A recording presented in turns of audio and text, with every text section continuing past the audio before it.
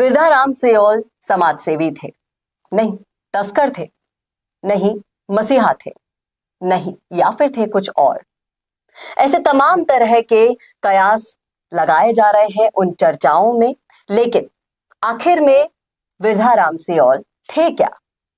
कैसे उन्होंने इतना ज्यादा कर्म कर लिया कि उनके अंतिम यात्रा में हजारों लोग उमड़ पड़े? छोटी मोटी शख्सियत तो नहीं थे शायद। उन्होंने जो काम किया था, उनकी जो सोच थी, क्या थी, उससे हम रूबरू कराने वाले हैं आपको इस वीडियो में, इसलिए जुड़े रहेगा आखिर तक हमारे साथ। नमस्कार, मैं हूं चेतना शर्मा। आप देखना शुरू कर चुके हैं संवाद भारत का, भारत के लिए। और इस मुद्दे पर बातचीत करने के लिए मेरे साथ मौजूद है हमारे editor in chief Varun Bhansali ji. तो वरुण सर, जिस तरीके से हाल ही में विरधाराम सियोल जी हमारे बीच नहीं रहे, कारण कोई भी रहा हो, लेकिन उन कारणों की तो चर्चा हो रही है।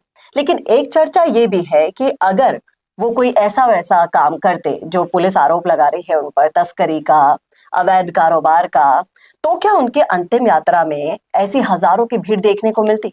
देखिए, बहुत स्पष्ट बात यह है कि अगर विरधाराम सियोल जो है वो कोई भी ऐसा काम करते, पहली बात तो ये अभी आरोप मात्र है, दोष सिद्ध नहीं हुआ। जब तक अदालत में कोई फैसला नहीं आता तब तक दोष सिद्ध नहीं होता।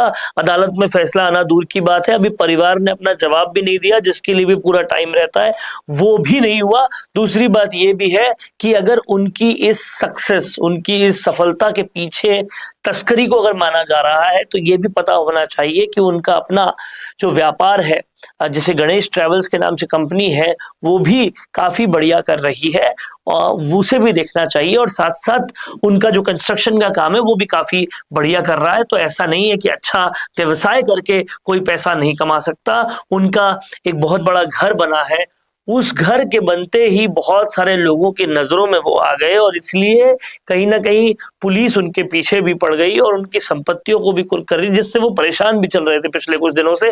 लेकिन समझने वाली बात यह है कि अगर वो तस्कर होते तो जैसा आपने कहा कि हजारों लोग उनके अंतिम यात्रा में आ रहे हैं, वो नहीं आते।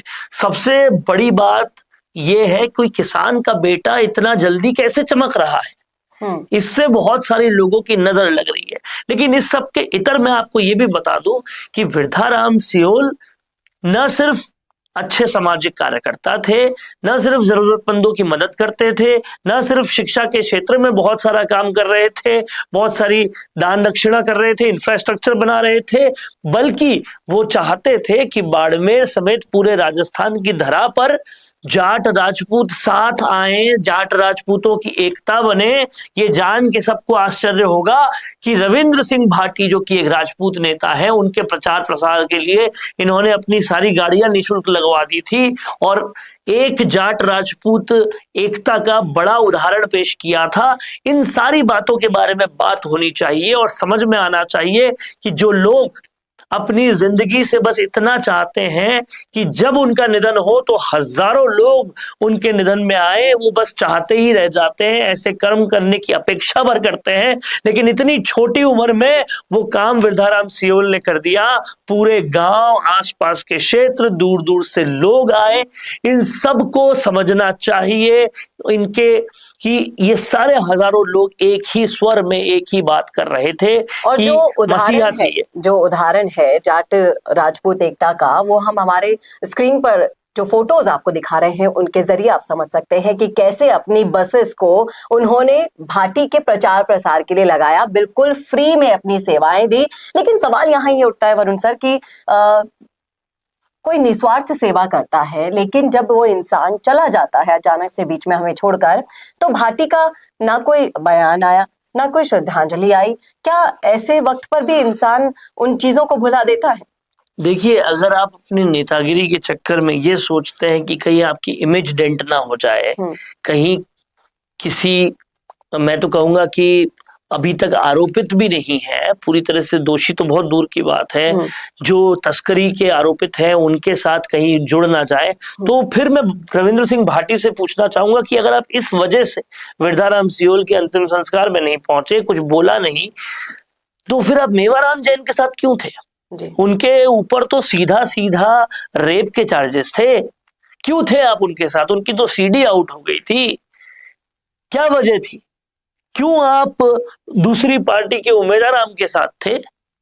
क्यों आप अमेरिका में जाकर उनके साथ थे जो खालिस्तान के संबंध में देखे जाते हैं?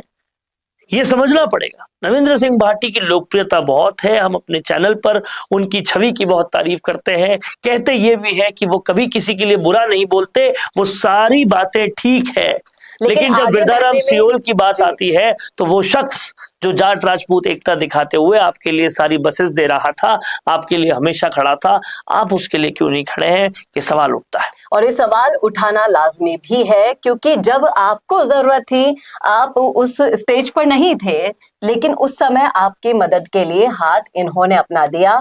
और जब आज वो हमारे बीच नहीं रहे हैं, उनके लिए न जाने कितने सारे बातें की जा रही है, विवाद खड़े हो रहे हैं, और इस समय में उनके परिवार का साथ अगर भाटी दे तो हो सकता है कि वो अपनी की हुई सियोल की हुई मदद का कर्ज अदा कर पाए, लेकिन अभी तक दूर दूर तक ऐसा कोई भी नामो निशान नहीं। और हर कोई यहाँ पर एक ही बात पूछ रहा है, जो कोई भी वृद्धाराम सियोल के पास जा रहा है, उनके लिए सोच रहा है, उनके लिए बोल रहा है, वो एक ही बात पूछ रहा है कि वृद्धाराम सियोल के केस में कहां गायब है रविंद्र सिंह भाटी? वृद्धाराम सियोल के बाद उनके लिए क्यों नहीं है रविंद्र सिंह भाटी? ये सारे सवाल पूछे जा रहे हैं।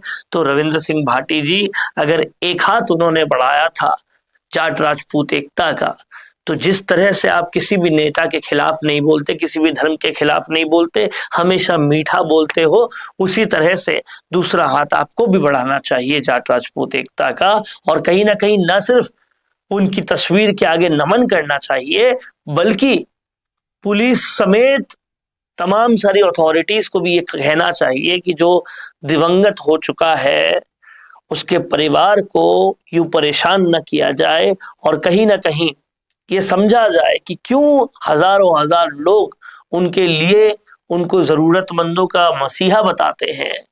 और फिर जो है सोचा जाए, समझा जाए, और फिर इस तरह के स्टेप लिए जाए। इस वीडियो को ज्यादा से ज्यादा शेयर करना ना भूलेगा, ताकि जिस तरीके से सोशल मीडिया किंग माने जाते हैं भाटी, तो ये विचार भी उन तक पहुंच सके। ये सवाल के जवाब को जानना चाहते हैं, पूछना चाहते हैं सवाल रविंद्र सिंह भाटी से, तो इस वीडियो को ज्यादा से ज्यादा शेयर करना ना भूलेगा। बशर्ते भाटी ये मिसाल पेश कर पाते हैं या नहीं, ये तो आने वाला वक्त बता